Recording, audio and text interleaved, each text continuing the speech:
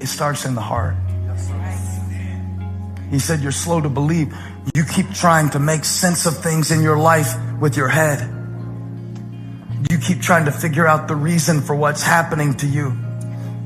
And when you can't figure out the reason, you want to jump off the road. You want to stop following. You want to stop trusting when you can't figure it out. But if you would reverse the search and believe in your heart what you have not yet seen with your eyes, and believe the goodness of God. Who am I preaching to? If you would get it in here. This journey doesn't start with making sense. This journey starts with faith. Have faith in God. God does things a little bit at a time. Deuteronomy 7:22 says he delivers us from our enemies little by little. And you know why we get things little by little?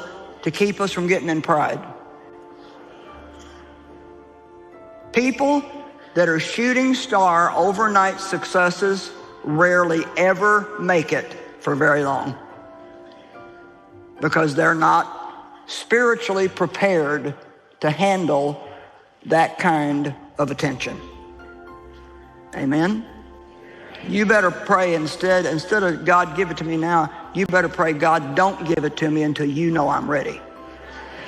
The Apostle Paul constantly referred to the future. He put the past behind him. He strained forward toward what was ahead. And even when he was near death, Paul was excited about the future. Think of it. While waiting on death row for his martyrdom, he was eager for tomorrow. The last known letter Paul wrote was to his friend Timothy, and it was written from a prison in Rome where he awaited certain death. Listen to what he said in the final chapter of his final book.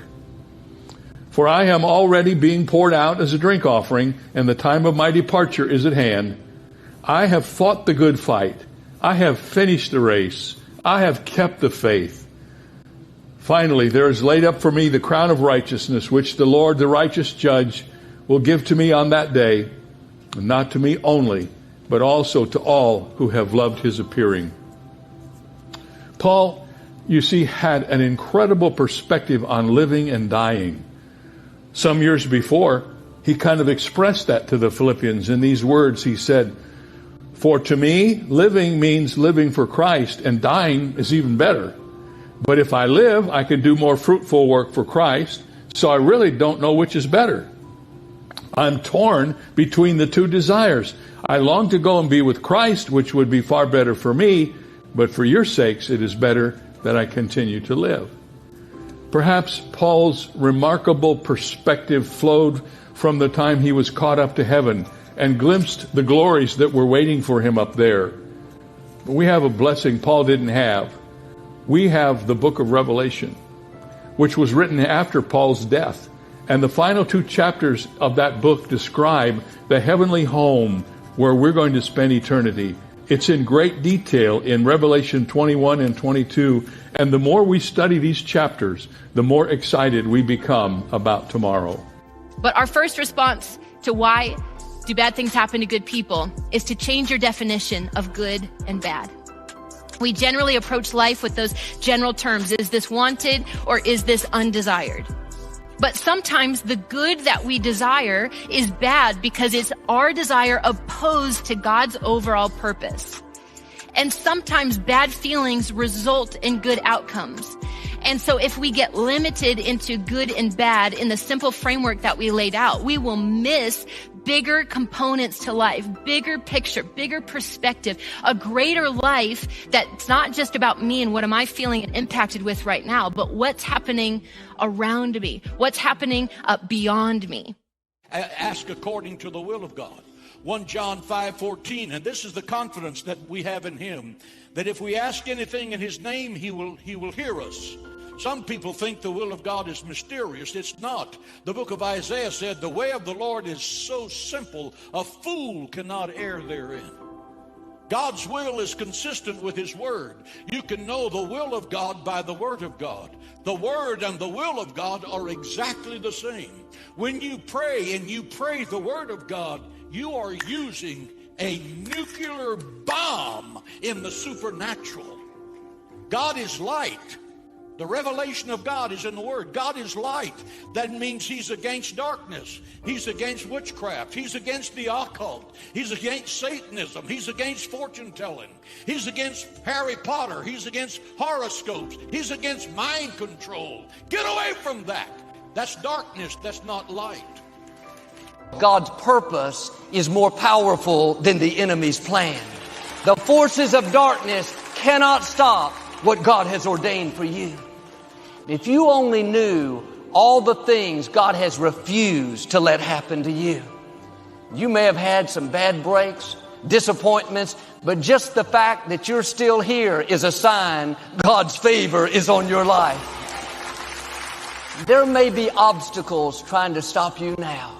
You don't understand it. It's because there's greatness in you. The enemy doesn't come against people that don't have anything. If you weren't a threat, he'd leave you alone. In one sense, you can take it as a compliment. Yes, I have big obstacles, but I know it's because I have a big destiny. Had some bad breaks, disappointments, but they could not finish me off. I'm still standing. The enemy wouldn't have wasted so much time and energy on you if there wasn't something amazing in your future. Now do your part. Stay in faith. Don't go around complaining about what didn't work out, what you didn't get. God is still working. He's a God of justice. He will make up for what was unfair. He will pay you back for the wrongs that were done. Way back as a small child, the enemy knew my father would be the first one in our family to give his life to Christ.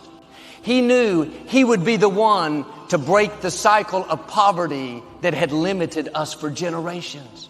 He knew Daddy would start Lakewood, that he would leave children and grandchildren to continue it on.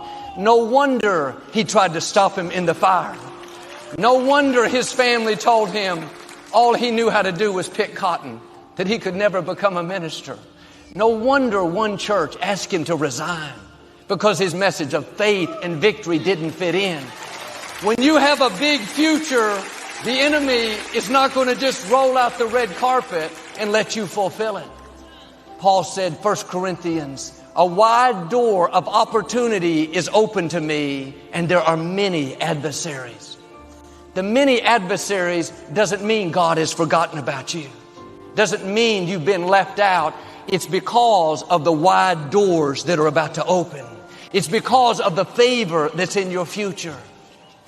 You can look back over your life and see things that came against you.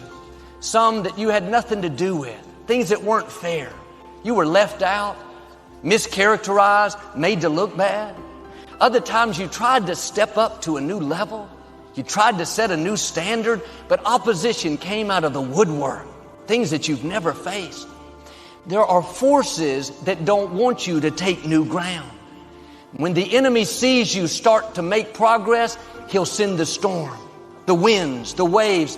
That's when God will step up and say, peace, be still.